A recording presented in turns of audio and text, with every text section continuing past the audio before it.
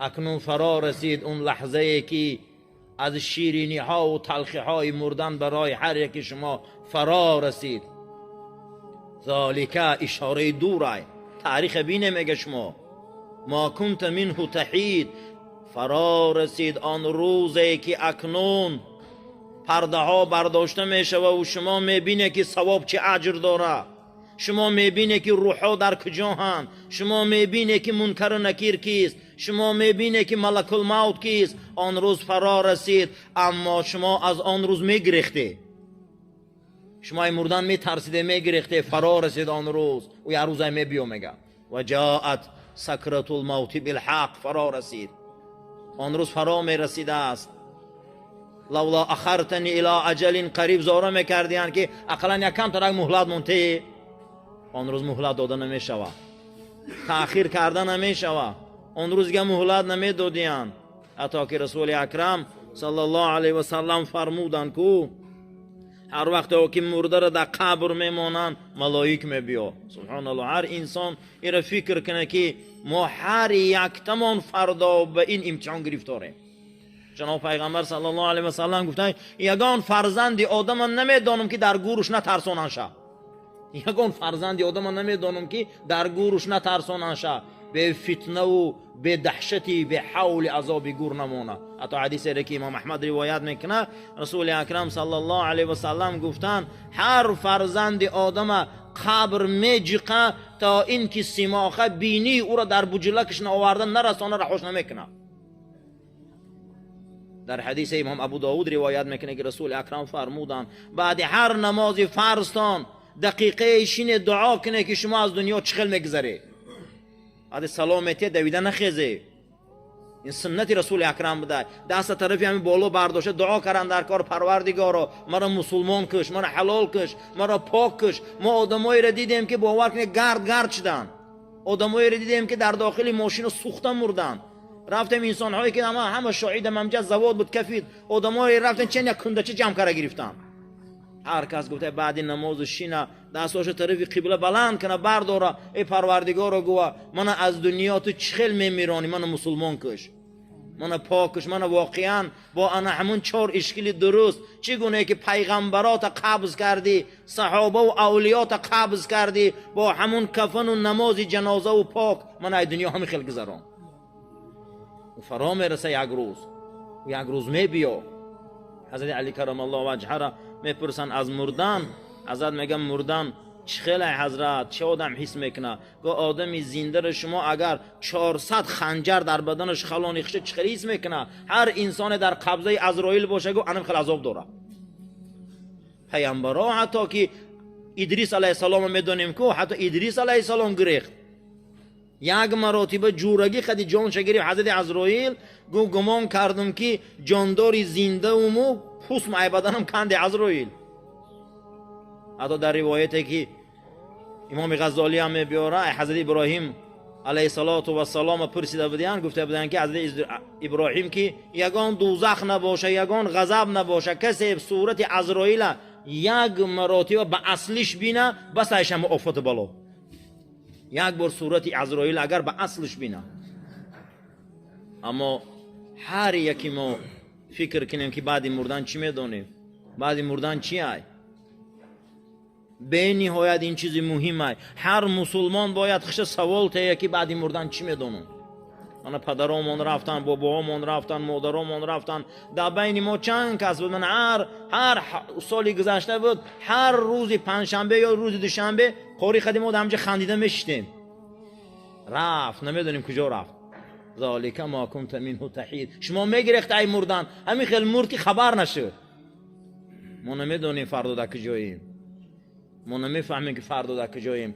حضرت عثمان رضی الله تعالی عنه بالای قبرها میرفتن گریه میکردن، ریشای مبارکی میگه مشابرینشون سیاه و سفیدشون تر میشد. حدیث امام احمد روایت میکنه میگفتن عثمان چوه گریه میکنی؟ میگه جناب پیغمبر گفت که جنتی بودن و دوزختی بودن همین گور معلوم میشوه. کسی که امتحان گور خوب گذره میگه او جنت میروه، کسی امتحان گور به زیب گذره میگه او دوزخ میروه. میدید میگه گریه میکرد، زار گریه میکرد حالم چی باشه. عثمانی که در زندگیش پیامبر جنتیش گفت، عثمانی که در زندگیش پیامبر او را جنتی گفت. خوشا به حال انسان هایی که هر دقیقه شینن و مردن یک دقیقه هم باشه یاد کنن. رسول اکرم صلی الله علیه و سلم فرمودن میدونه که ثروتمندترین امتی من کیه؟ میدونه که بایترین امتی من کیه؟ گفتن نه فرستاده خدا. گفت ثروتمندترین امتی من کسی هست که هر کسی بامداد میشه و مرگ یاد میکنه، جاگش میدرایه مرگ یاد میکنه. همون تو از دنیا میگذره میگه که من مردن حقه، مردن حقه. سفیان ثوری وقتی از دنیا گذشتن شونده نصیحت میکنن، بالای سرش مریداش ایستگی میگه وصیت ما گوش کنه، وقتی من از دنیا میگذرم پای من به بند سخت بنده، همتون قپی او کشه که عمو سر و دست و پای من و دهنی درا و کوچه ها زده زده تا گورستان روا و اعلان کنه که پروردگار عاصی را آوردیم، گناهگار را آوردیم، عهد شکن را آوردیم. همون کسی زبانش بر رسم کرد که من مسلمانم و در عمل هیچ اینو آوردیم شه قبولش که به بندگی که میگه وقتی بالای تابوت میگه برداشتن صوفیان به سوی قبرستان آوردند که اذان پیشین گفتن که اشهد والله اله الا الله، دیده میگه انگشتای سبابش ای کفن بیرون شد. اولیای خدا را بین که تا این درجه در مرگشانم اونها صدا را میفهمند. میگه کلمه شهادت وقتی که گفتن میگه انگشت سبابش دیده میگه بلنده، مرگ دارن اما و در نزد ما و مردگیان. عزیزان را مگو مرده حیاتن، حضرت مولوی میگن عزیزان را مگو مرده حیاتن، اصل نوشان در قند و نباتن. شما یارو میگه مردگی نگوی و یا زنده هم و یا در نظر ما مرده میتوان، در نظر ما او را بردیم گورده موندیم اما اونها زندن. میگه رسول اکرم صلی الله علیه و سلم فرمودن که هر روز جمعه عملای شما در من آورده عرض میکنن ای پیامبر شما مردگی نیسته؟ وقتی که میری دنیا هم روی شما مردگی نیسته؟ پروردگار حرام گردانیده که جسد پیغمبرا را در زمین پوسیدن شه. من هر روز جمعه عملای شما را میشنوم. این نبی که هر هفته عملای ما رسول اکرم نمیبردیم. این بزرگی جناب پیغمبره. این حضرت همین خیل بزرگی ها دارن. اتوبی روایت میکنه، ابن کثیر هم میبیاره، یا اتبی هم اومدگی است، یکی میگه ششتگی بود موسم حج بود در اطراف روضه مبارک. میگه نگاه میکردم صحابه رسول اکرم، یک عربی آمد میگه رو به روی روضه ایستاد و دستاشو بلند کرد، گفت اینی سمعتو، من شنیدم در کلام خدایی که تو تعریف کرد و گفت در سوره نساء که پیش تو مردم می بیایند ای محمد صلی الله علیه و سلم رسول من، تو محاکمه چی ایمان در زمینی کسی تا پیش تو پرگناه ها می بیایند ای تو دعا و استغفار طلب میکنن دعاشان که من گناهاشون می بخشم. میگه امروز من زنده تر ندیدم اما گوری تر دیدستم، ای بهترین گورها در این سرزمین. من پیش گورو آمدم میگم گناهم زیاده، میگم که خدا دا دعا میکنم که با توفیل حبیب محمد گناهام بخش صلی الله علیه و سلم. اتوبی میگه نگاه میکردم حیران میشدم، میگفتم این سخن پیامبر میفهمیده باشه. میگم میت برآمد و عربی گریه کرده رفت. میگه من میگم میت کیفتم در می روزه میت موندگی ستون مسجد خواب برده، میگم میت غنا برده. میگه بعد غنا بردن میگه از درونی گور رسول اکرم برآمدن، همون زیباگیشون میگه همون خوشروگیشون رو به روی من آمدن. گفتن اتوبی عربی را یو خیز کویوش گفت سیوانچی و بشارتش ته که نامه اعمالش خدا تازه کرد. وقتی که همینجا سخن من فهمیدم برای انا همین اعرابی من شفاعتی آمدم خیر او گوزن شه. ابن کثیر هم همینه در روایت در تفسیرش آوردگی ای. میگه وقتی که میگه ای خو خستم میگه گمان کردم در مسجد نبوی صدای رسول اکرم اومده است. اتوبی بخیز برا کوشا سیوانچی را گیر که خدا گناهاش بخشیده. شما به حال آدمایی که رو به روی روزه رفتن صلوات گفتن، شما به حال انسانایی که رو به روی روزه رفتن دعا کردن، بین اون منبر و محراب نماز خواندن. عزیزو عمره هم باشه فرضی هم باشه این نعمت ها را دست نتیم، این نعمت ها را دست نتیم، زیرا این که ما در اونجا گناهشویی میریم، این رسولی ما شفاعتگره. ذالک ما کنت منه تحید. شما مردن میگریزه میگه یه روز میبیایا، یه روز بالای سر شما دو میبیا. حضرت بلال وقتی مردنش تا میخندید، از لبای سیاهش دندانای سفیدش نمایان میشد. زنش بالای سرش میگه بلال چیدا میخندی؟ ای بر مرگت نزدیکه، فرزندکات یتیم میمونی، الان همه چیز میلش، تو کفن نداری که کفن شوی. میگه خندیده است، میگم تبسم داره، بعد از اون سرشمت میبه چشمش رو میگه ای موی دراز ساده عقل، التجا میکنم هر کسی در اطرافم هسته ای دروازه خانه بیرون برای من تا قمونه. میگه چی باقی؟ چی با ما رو بیرون میکنی؟ میگه الان درهای آسمان هوی کردیان، رسول الله آمده، قدی صحابه همش اومدیان، من دیده شما من میکنی آخی؟ و من چند سال این منتظری ساعت بدم بیا مرا مونی خطیش برای التماس. میگه همین حالت تبسم کرده رفت. خوشا به حال انسانی که در حالت این وزبینی های مرگ رسول اکرم بالای سرش بیاید. خالد ابن ولید وقتی مردن شانده پای که حضرت عمر می بیا در داخل بستری مرگ، میگه این ابرمرد اسلام و قهرمان اسلام می لرزه، میگه همین لرزش گرفت مردن وزبینه. میگه من بلند کنی از دهنی مهرین بیرون تماشا کنم، بلندش میکنم نگاه میکنم، میگه صدا ما بد بزدلا و ترسانچه رسانه. اینمی ابن ولید در صد جنگ به نیت مردن در آمد، میگه در جنگ نمرد.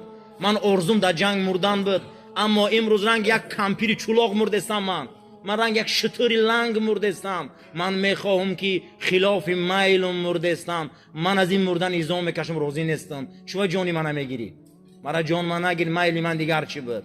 همین حالت میگه پای که حضرت عمر رسید، میگه در آمد و سلام. بعد از او ختم میخوانیم از خلیفه مسلمان ها عمر ابن خطاب و سردار سپاه اسلام در زمین شام خالد ابن ولید روز در حضور رسول اکرم بودیم صلی الله علیه و سلم. این حدیث مخفی بود، پیامبر من گفت که برده پنهانان در خودش میرسانیم خروزه چیه او؟ و روز قیامت پروردگار تمام عالما را جمع میکنه، رئیس عالما معاذ ابن جبل میمونه و تمام شهیدا را جمع میکنه، رئیس شهیدا خالد ابن ولید میمونه. همین سخن فهمیدند، میگه همین دست همین دست ابو دردار قبیده همین روحش قبض کرده، جانش بر اومده. خوشا به حال انسان، خوشا به حال انسانا که این خیلی مردن. بعد از او خبر به امیرالمومنین آوردن فاروق اعظم.